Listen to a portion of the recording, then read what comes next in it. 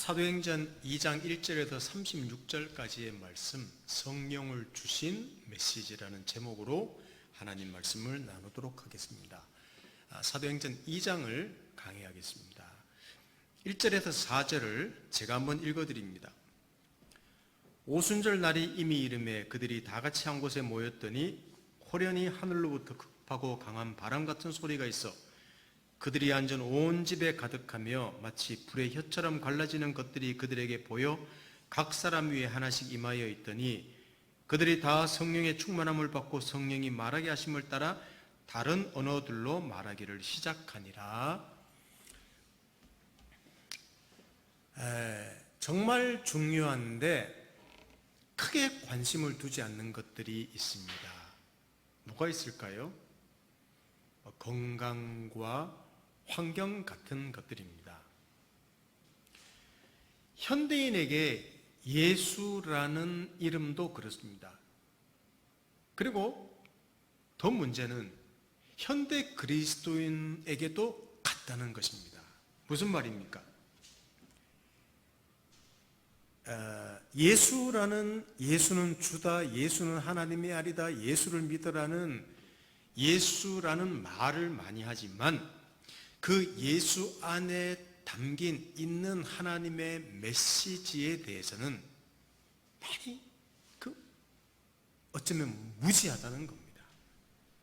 귀를 기울이지 않기 때문에 그리스도인의 삶이 사실은 상당히 빈약합니다.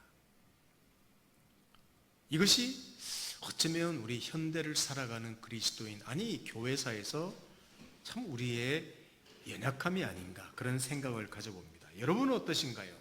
오늘 사도행전 2장을 통하여 좀 그런 면들을 좀 살펴보도록 하겠습니다. 자, 오늘은 오순절에 성령이 임한 사건이 나옵니다. 오순절에 함께 예수님 승천하시고 모여서 함께 기도하는 중에 각 사람에게 성령이 임한 사건이죠. 자, 오순절이란 구약의 77절이라는 그 용어로도 사용합니다. 그 유월절 이후에 50일째 되는 날을 기념한 데서 유래한 그 절기입니다. 이거는 밀추수 시작을 기념하는 날입니다. 그러니까 추수와 관계되는 절기가 바로 오순절, 이 77절을 헬라어로 표현하면 오순절이라는 절기입니다. 이 절기에 하나님께서 성령을 보내시고 세상을 추수하는 일을 강력하게 시작하셨다는 사실입니다. 예수의 십자가와 죽음, 그리고 다시 사심, 승천 안에서 이루신 하나님의 구원을 그의 성령을 보내어서 이 세상에서 추수하시는 하나님의 일하심을 오늘 사도행전 2장은 나타내고 있습니다. 여러분, 성령이 어떤 모습으로 임했습니까? 여기 보면 강한 바람, 하늘로부터 급하고 강한 바람 같은 소리가 있다고 했는데 이것을 정확하게 표현하면 강한 바람이 으르렁거리는 듯한 소리로. 무슨 말입니까? 하나님이 임재하셨다는 겁니다. 하나님의 성령이 외부로부터 우리에게 주어졌다는 것입니다.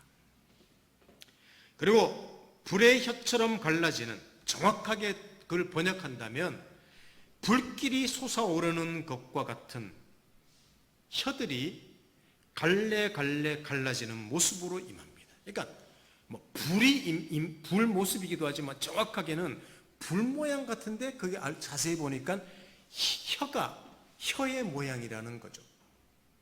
이 혀의 모양을 가진 성령께서 각 사람에게 임했고 그들이 모두 다른 나라 언어로 말을 하기 시작했더라.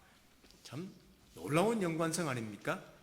혀처럼 성령이 임했는데 그들의 혀에서 외국어를 말했더라.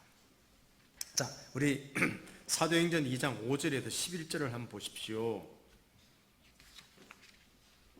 그때 경건한 유대인들이 천하 각국으로부터 와서 예루살렘에 머물러 있더니 이 소리가 남에 큰 무리가 모여 각각 자기의 방언으로 제자들이 말하는 것을 듣고 소동하여 다 놀라 신기하게 여겨 이르되 보라, 이 말하는 사람들이 다 갈릴리 사람이 아니냐?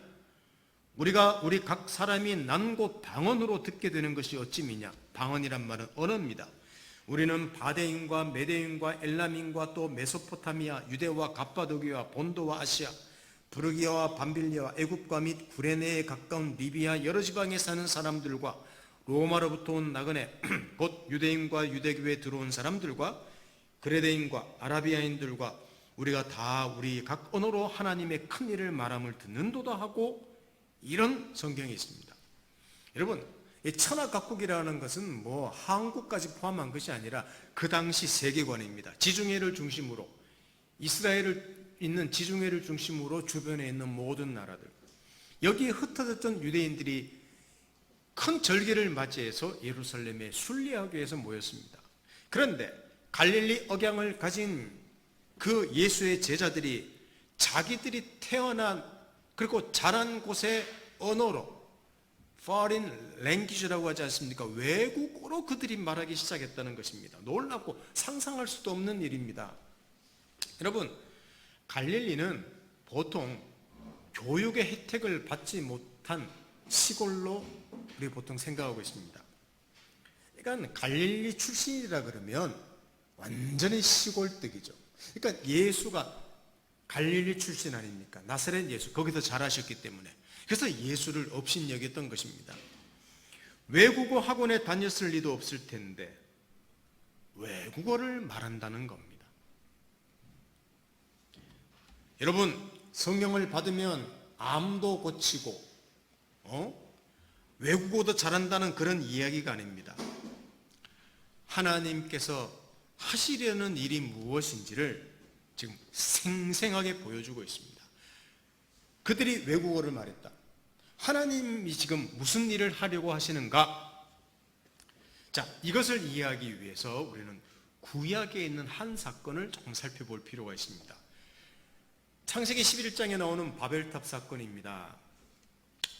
과거의 인류는 바벨탑을 높이 쌓으면서 하나가 되어서 인류가 잘 먹고 잘 살자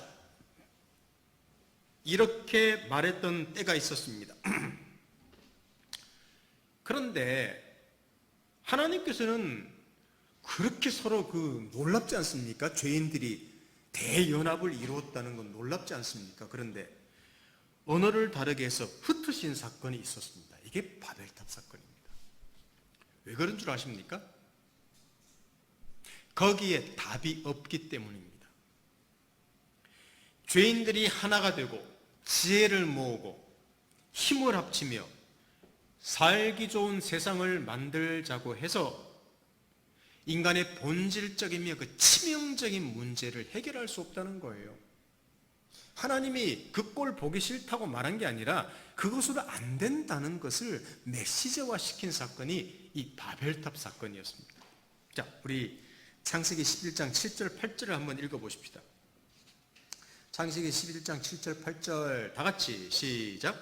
자, 우리가 내려가서 거기서 그들의 언어를 혼잡하게 하여 그들이 서로 알아듣지 못하게 하자 하시고 여호와께서 거기서 그들을 온 지면에 흩으셨으므로 그들이 그 도시를 건설하기를 그쳤더라 그랬습니다. 죄인인 인간의 치명적인 그 죄와 죽음의 문제는 하나 된다고 해결되는 문제가 아닙니다. 이게 바벨탑 사건이었습니다. 그리고 바로 11장 뒷부분에 성경은 뭐라고 기록하고 있는가 하면 아브라함이라는 한 사람을 부르시는 장면이 나옵니다. 그리고 그 후손을 통해서 인류를 복되게 하시겠다고 약속하십니다. 그러니까 사람이 아니라 하나님에게 원인을 두는 구원, 하나님께 원인을 두는 하나님의 일을 반복해서 드러내시죠. 이게 무슨 말인가 하면 아브라함의 후손인 이삭, 그의 후손인 누구? 예수 그리스도 안에서 이 일을 하셨습니다. 치명적인 죄와 죽음의 문제를 어디서 해결하는가 하면 바로 아브라함의 후손 예수 그리스도 안에서 해결하셨다. 이게 성경의 메시지입니다. 그래서 성령을 보내시고 언어를 다르게 하시며 지금 어떻게 하십니까? 그렇게 언어를 다르게 해서 흩으셨던 인류를 지금 하나님의 사람들의 언어를 달리해서 그들을 어떻게 하신다? 예수 이름 안으로 모으고 계시는 사건이 오늘 사도행전 2장의 사건입니다. 여러분, 성령을 받으면 방언을 하느냐 안 하느냐, 외국어를 잘할 수 있느냐 없느냐, 성령이 그렇게 임하신 사건인 그 2000년 전에 딱 한 번 있었던 거냐, 그 이후로도 계속 있느냐, 또 충만함을 받으려면 어떻게 해야 되느냐, 이거 놓고 논쟁하기도 합니다. 사실은 그런 이야기 정도가 아닙니다. 예수 그리스도 안에서 그의 십자가에서 죽음과 부활 안에서 이루신 하나님의 사랑하심과 공의와 열심과 고집을 모든 사람이 덕을 또 그 은혜를 누리도록 강력하게 일하시는 사건이 오늘 사도행전 2장에 성령이 임하신 사건입니다. 여러분, 이것이 하나님의 의지였다면 또 예루살렘에 시작해서 땅끝까지 이르도록 증인을 보내시는 하나님의 열심이라면 지금도 한 사람을 구원하여 생명과 풍성한 삶을 주시려고 얼마나 지독하게 일하시지 않겠습니까? 여러분, 성경에 담긴 하나님의 일은 바로 그런 메시지를 담으신 거예요. 내가 이런 하나님이다. 내가 성령을 보낸 것은 내가 이렇게 사람들을 사랑하고 구원하겠다는 하나님의 의지예요. 고집이에요. 자주 말씀드리지만 제가, 여러분이 그래서 이 자리에 있게 된 것입니다.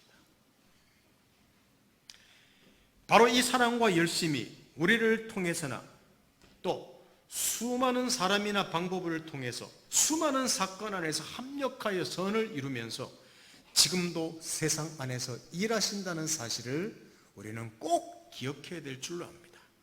이 하나님의 일하심이 지금 세상에서도 강력하게 일어나고 있다는 거예요.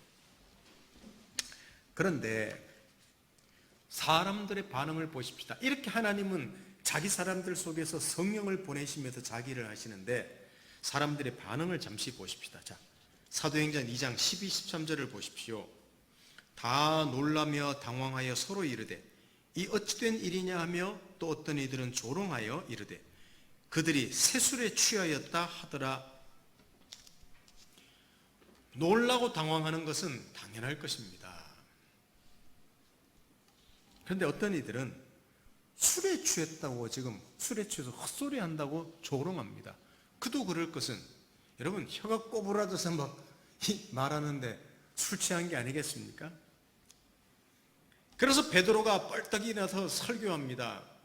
구약에 있는 내용들을 자기들이 가지고 있는 성경이니까 성경을 인용해서 지금 일어난 성령이 일하시고 자기들이 꼬부랑 글씨를 쓰고 말하는 것이 도대체 무슨 사건인지 어떤 의미인지를 지금 설교를 통해서 강력하게 해석하고 설명해 주고 있습니다. 그게 오늘 뒤에 길게 나온 내용입니다. 조금 어렵게 여겨질 수 있지만 제가 간략하게 한번 설명해 드리도록 하겠습니다. 사도행전 2장 15절에서 21절을 한번 보십시오. 자, 제가 읽을 테니까 여러분들은 눈으로 같이 한번 읽어주시면 고맙겠습니다.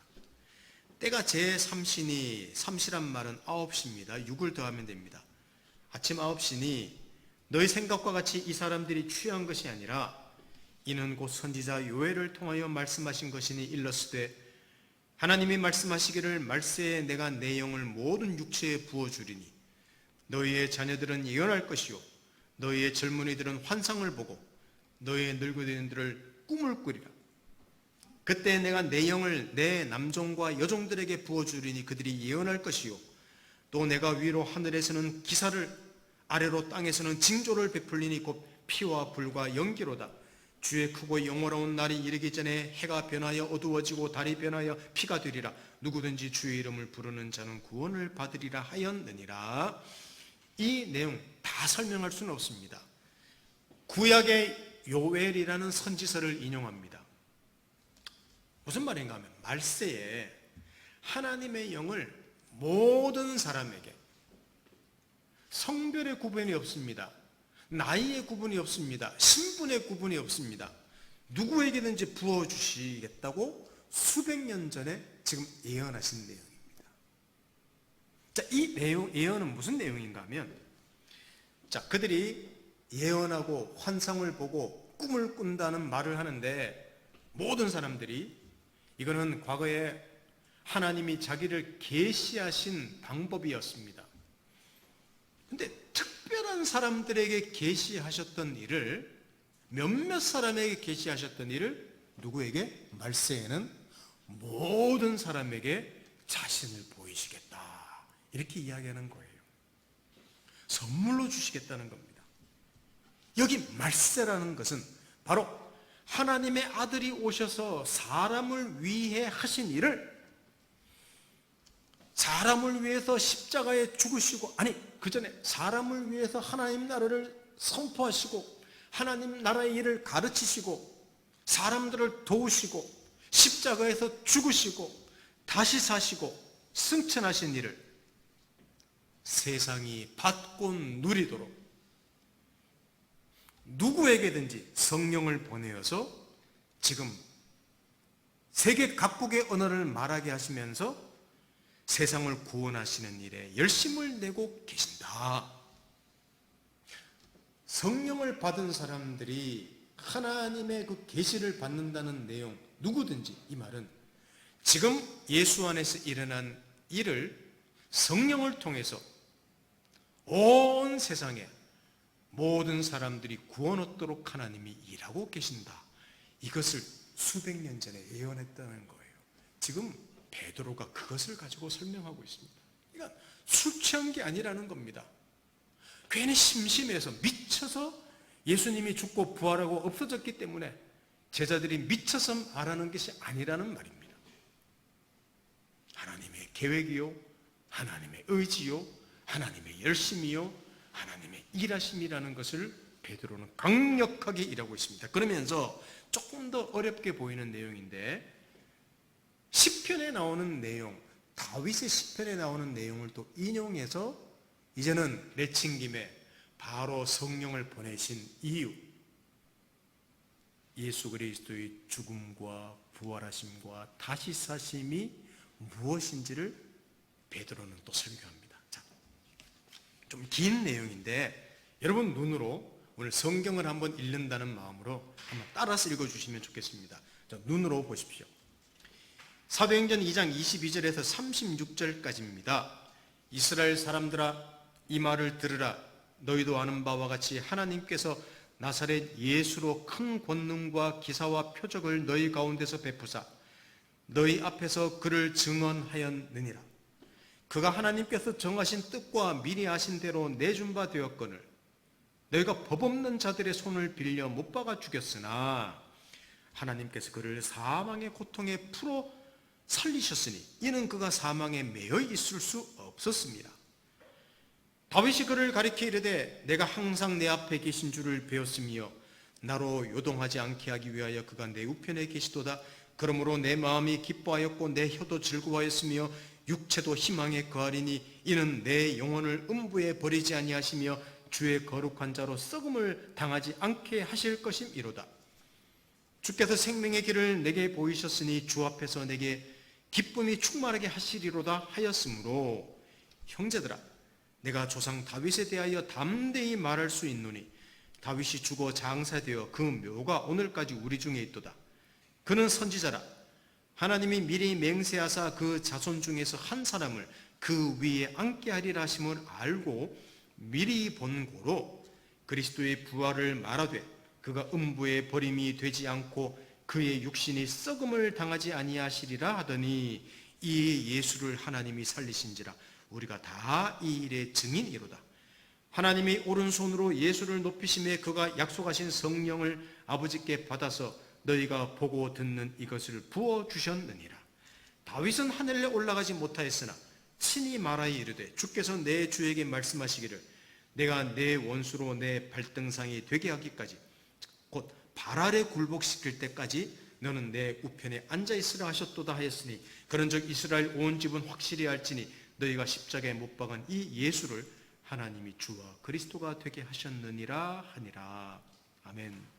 사실은 이걸 자세히 해석해 보면 놀라운 말씀입니다. 근데 여기서 시간 관계상 다 이야기할 수가 없어요. 요약만 해보겠습니다. 이런 말입니다. 제가 요약하는 내용을 들으시고 여러분들 다시 성경을 한번 보십시오. 하나님께서 세상을 사랑하여 보내신 이가 나사렛 예수였습니다. 그의 삶과 죽음 안에서 하나님 나라를 선포하시고 하나님 나라를 이루게 하셨습니다. 그런데 그 당시 사람들은 이 약한 메시아를, 십자가에 죽은 메시아를 원치 않았습니다. 종인 메시아, 자기들은 강력한 메시아를 원했기 때문이죠. 그래서 로마의 손을 빌려서 십자가에 못 박아 죽였습니다. 그런데 하나님이 그를 살리셨습니다. 왜냐하면 예수는 죽음 아래에 있을 존재가 아니기 때문이다. 하나님이시기 때문이죠. 그리고 그분은 사람의 죄 대신해서 대표해서 죽었기 때문에 죽음에 머물러 있을 수 없었습니다. 그를 다시 살리셨습니다. 근데 이런 일을 미리 안 자가 있습니다. 누군가 하면 다윗이라는 거예요. 왜 다윗을 또 이야기하는가 하면 여러분 예수를 표현할 때 아브라함과 다윗의 자손 예수 그리스도라고 말합니다. 혈통적으로는 아브라함과 다윗의 후손 중에 예수 그리스도가 났기 때문입니다. 근데 그 수천 년 전에 다윗이라는 조상이 이렇게 말했단다 하고 지금 성경을 인용하는 거예요. 여러분 다윗은 죽었습니다. 무덤도 그들 주위에 있다고 했습니다. 베드로가 그렇게 말합니다. 그런데 자기가 다시 살 것을 음부에 있지 않는다 그러고 하나님이 다시 살리셨다 그러고 이렇게 시편에서 성경을 적은 거예요. 예언을 한 거예요. 다윗 자신을 두고 한 말이 아닙니다. 다윗이 고백하는데 누구를 두고 이야기하는가 하면 지금 자기 후손의 날 하나님의 아들 보내실 메시아를 하나님의 계시로 미리 보면서 글을 적는 거예요. 그분이 다시 사실 것이다. 죽음에서 벗어날 것이다. 하나님의 일을 이룰 것이다. 심지어는 하늘에 올라간 것처럼 말합니다.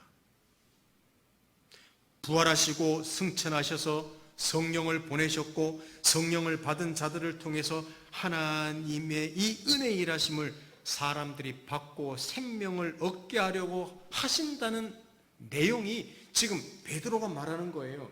다윗 이야기하는 게 아니에요. 요엘 이야기하는 게 아니에요. 요엘을 통해서 하나님이 일하시려는 예수 안에서 그것을 보이신 것입니다.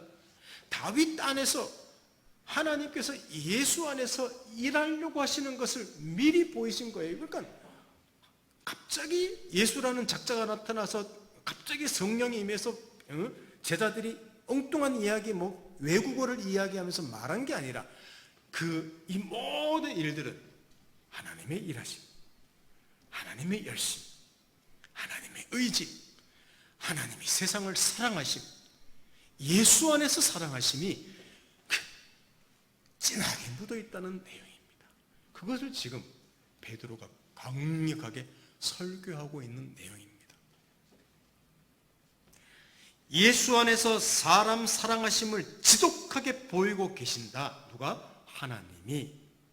이게 베드로가 한 설교의 핵심입니다. 여러분, 우리가 이렇게 읽으면 베드로 설교는 감동적이지 않습니다. 아무 성경에 있는 내용을 그냥 인용한 것밖에 되지 않습니다. 그의 설교의 내용은 예수의 죽음, 부활, 승천, 그리고 성령을 보내신 이야기입니다. 이것이 하나님의 영원한 계획이요, 이것이 하나님의 열심과 의지라는 겁니다. 여러분, 당시 유대인들에게도 예수는 실패자였습니다. 잠시 관심을 가지고 기대했다가 버린 존재, 누구? 예수. 그리고 지금 이 예수님 돌아가시고 나서 있는 그 바울 시대도 그렇고, 그 시대도 헬라인들도 사실은 예수라는 존재는 상당히 미련한, 철학을 살아가는 그들에게는 예수라는 분은 미련하고 어리석은 자였습니다. 우리 성경 한 군데 찾아보십시다. 고린도전서 1장 23절을 보십시다. 우리 같이 읽어봅니다. 고린도전서 1장 23절. 우리는 십자가에 못 박힌 그리스도를 전하니 유대인에게는 거리끼는 것이요 이방인에게는 미련한 것이로되. 자, 거리끼는, 유대인에게는 거리낀다는 것은 걸려 넘어지게 한다는 겁니다. 예수만 생각하면 싫은 거예요. 왜? 죽은 메시아니까, 장군 메시아가 아니니까. 또 이방인들, 헬라인들에게는, 철학을 사랑하는 헬라인들에게는 뭐 십자가에서 죽은 자가 메시아라고? 말이 안 돼. 미련한 어리석은 그런 교리예요. 하물며 현대를 살아가는 우리에게겠습니까? 주택, 주식, 비트코인, 취업, 자기관리, 요새 뭐 뜨는 별, BTS 등에 관한 것이라면 모를까? 그냥 종교에 관한 이야기일 것입니다. 특히 다원주의, 포스트 모던 시대에는 예수만이 구원이라는 절대적인 진리를 부인합니다.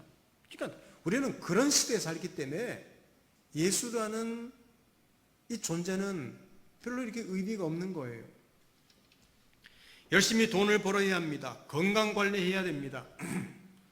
미래를 위해서 보험을 들어둬야 됩니다. 남에게 피해도 주지 않고 피해도 입지 않게 살아가면 됩니다. 신앙을 가진다는 것은 사치일 뿐입니다. 아니, 신앙을 가진다는 것은 나약함의 상징일 뿐입니다. 기껏해야 사람들에게 예수란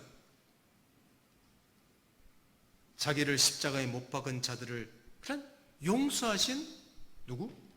성인, 4대 성인 중에 한 분. 브루투스가 시저를 배반해서 암살했지 않습니까?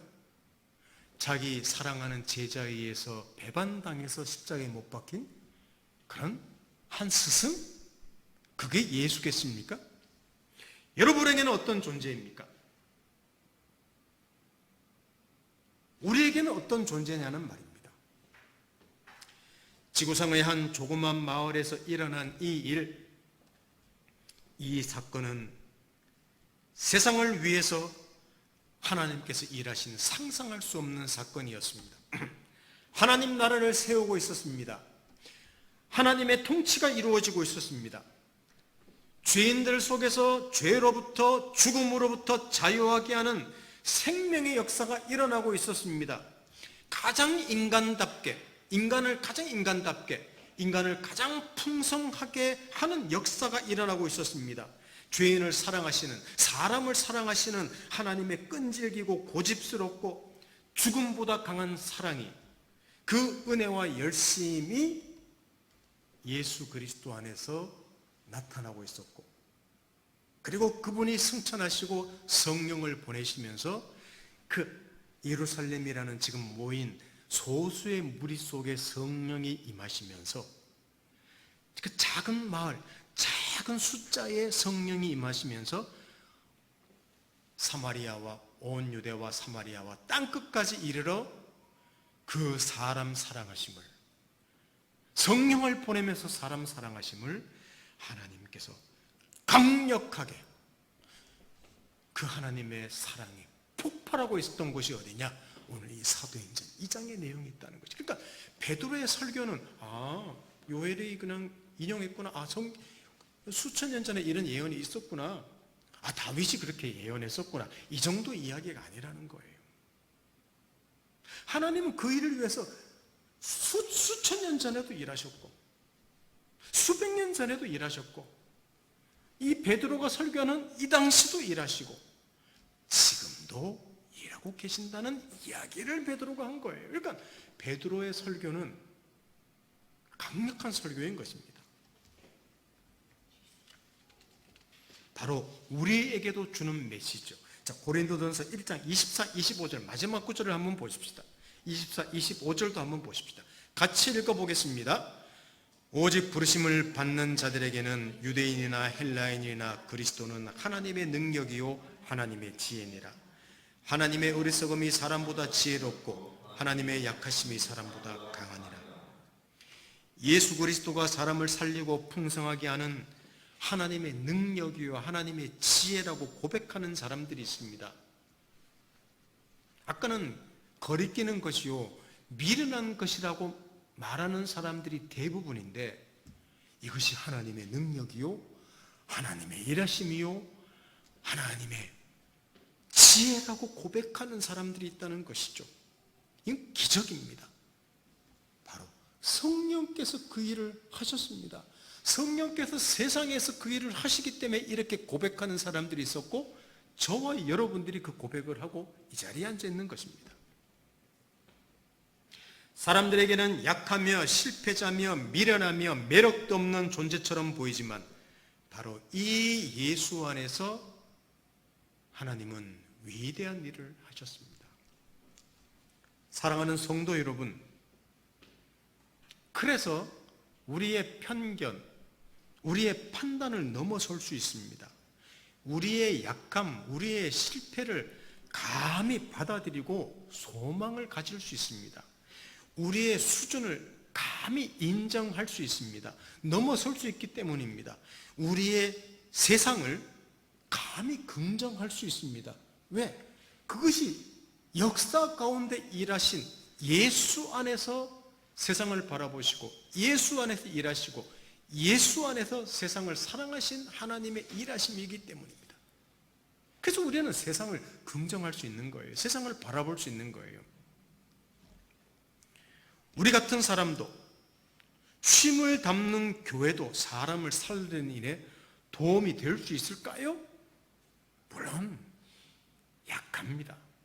그러나 아들을 주셨고 성령을 선물로 주시며 사람들을 세우셔서 지금도 강력하게 자기 일을 하시는 하나님의 사랑과 고집과 열심히 반드시 이루실 것이기 때문에 우리가 또 쉼을 담는 교회도 수많은 교회들도 그렇게 문제가 많은 것처럼 보이는 교회들도 소망할 수 있다는 거예요.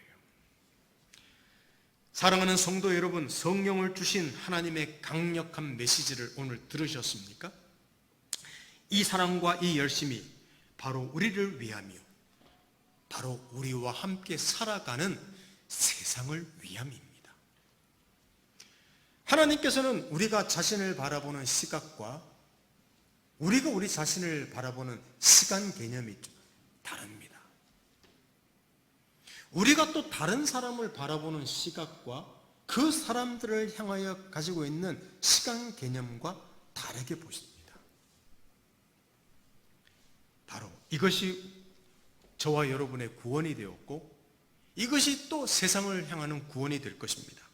그래서 우리 자신을 또 주변의 사람들을 우리가 감히 긍정할 수 있고, 그냥 뉴스를 보니까 세상 개판이구만, 아이고 이 나라 떠야 되겠다, 이런 말을 하다가도 또 그렇게 폭력적인 사건, 수많은 일들, 이 속에서도 우리 그리스도인들이 그나마 소망을 가질 수 있는 것은 바로 예수 그리스도 안에서 폭발하고 있는 이 하나님의 사랑과 열심을 우리는 성경이라는 메시지를 통해서 보기 때문입니다.